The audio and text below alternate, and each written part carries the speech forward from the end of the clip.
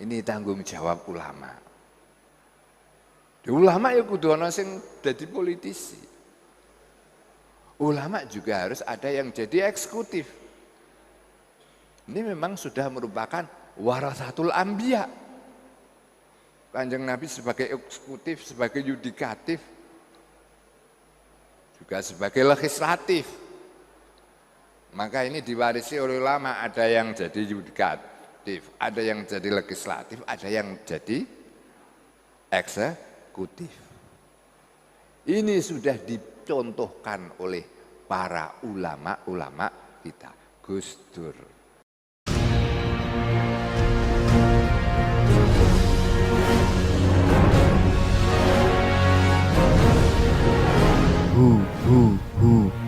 Allah. Seorang ulama niku satu tadi kalau Gus Abdul Qayyim tadi beberapa kriteria, saya menambah lagi. Kriteria ulama itu bisa menjadi negarawan dan tentunya juga bisa menjadi politisi. Untuk menjadi negarawan menurut teori kita juga harus menjadi politisi. Bagaimana tidak? Hadirin ingkang dimuliakan oleh Allah. Untuk membentuk suatu pemerintahan di dalam fikih kita niku siji bisyaukah. Ono wong meskipun jahat, meskipun ora duwe ilmu, ananging dia kuat, bisa mengontrol masyarakat sampai ke bawah, maka itulah pemimpin bisyaukah. Ini pada awal-awal zaman dulu. Raja pertama kali adalah prajurit yang paling kuat. Ngaten. Raja pertama kali adalah prajurit yang paling kuat. Ini syaukah. Ora kudu ana DPR, ora ana kudu ana MPR, ora kudu ana pemilu. Yang penting ada orang yang bisa mengontrol masyarakat sampai ke tingkat bawah, punya kekuatan, ini sah untuk menjadi pemimpin menurut fikih kita. Gitu, menurut fikih kita. Mboten menurut Undang-Undang Dasar 45 loh ya. Nah. Jadi ada orang yang kuat, kemudian dia misalkan napa niku ngerebut pemerintahan.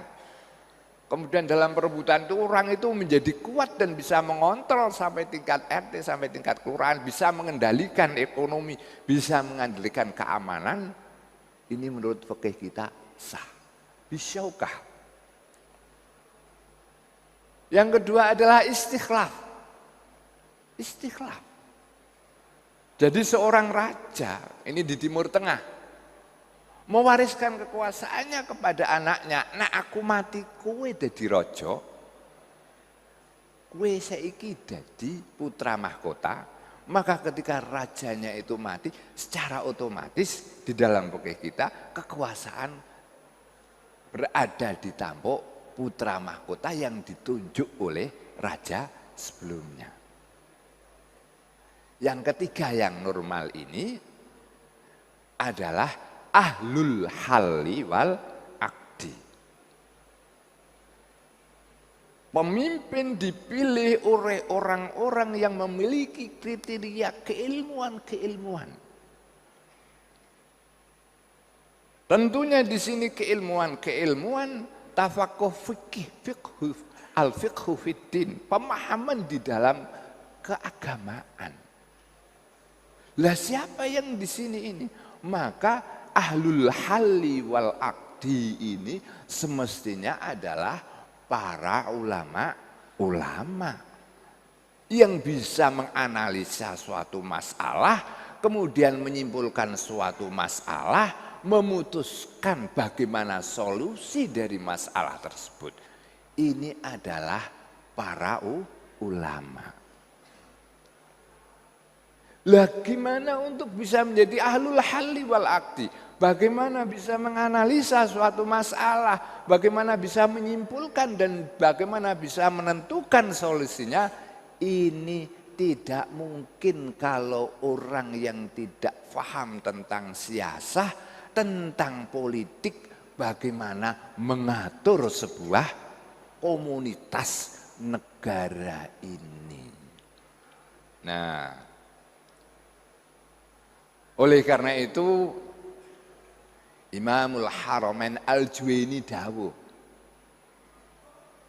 idza khala az-zamanu anil imami au an sultani dzi kifayatin wa dirayatin wa najdatin fal umuru